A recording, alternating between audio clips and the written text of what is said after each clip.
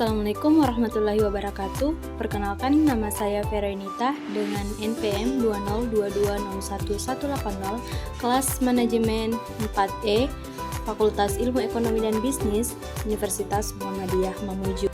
Di video kali ini, saya akan membahas secara ringkas mengenai makalah kelompok 6 yang berjudul Hubungan Industrial. Hubungan industrial adalah suatu sistem hubungan yang terbentuk antara para pelaku dalam proses produksi barang atau jasa yang terdiri dari unsur pengusaha, pekerja atau buruh, dan pemerintah yang didasarkan pada nilai-nilai Pancasila dan Undang-Undang Dasar 1945.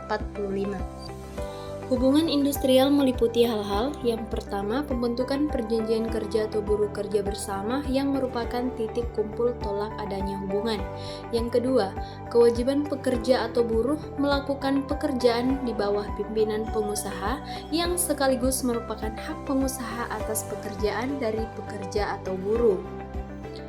Yang ketiga, kewajiban pengusaha membayar upah kepada pekerja atau buruh yang sekaligus merupakan hak pekerja atau buruh atas upah tersebut.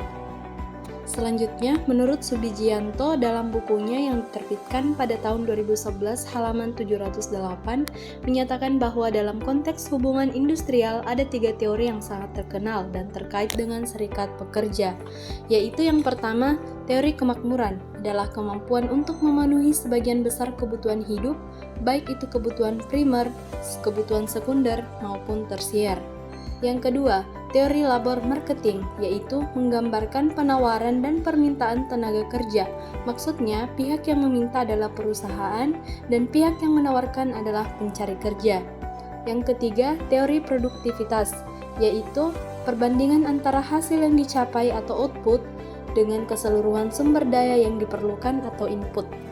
Selanjutnya, ruang lingkup hubungan industrial atau industrial relation secara garis besar dibedakan menjadi 2, yaitu masalah manpower marketing dan masalah manpower management.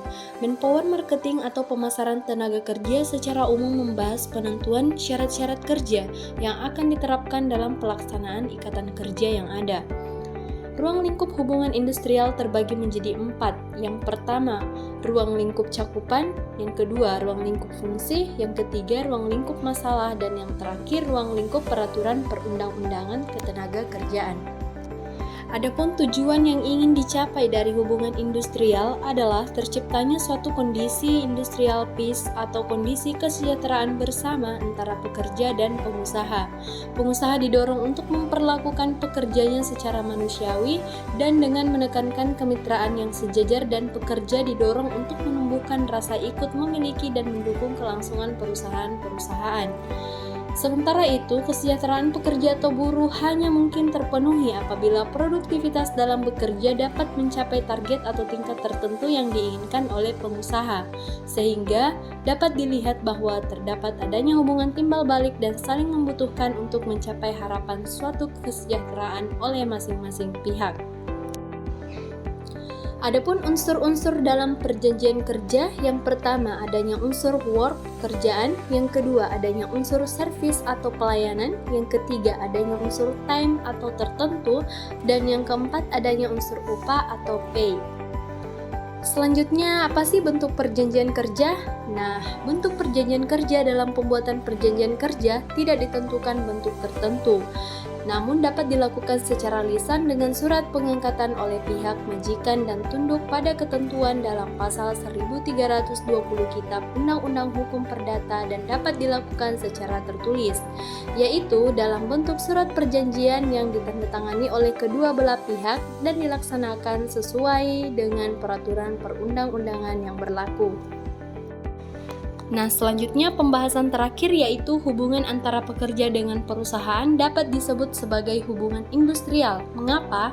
Karena hubungan industrial adalah hubungan kerja yang didasari oleh kesepakatan kedua belah pihak untuk mengikatkan diri dalam suatu hubungan kerja.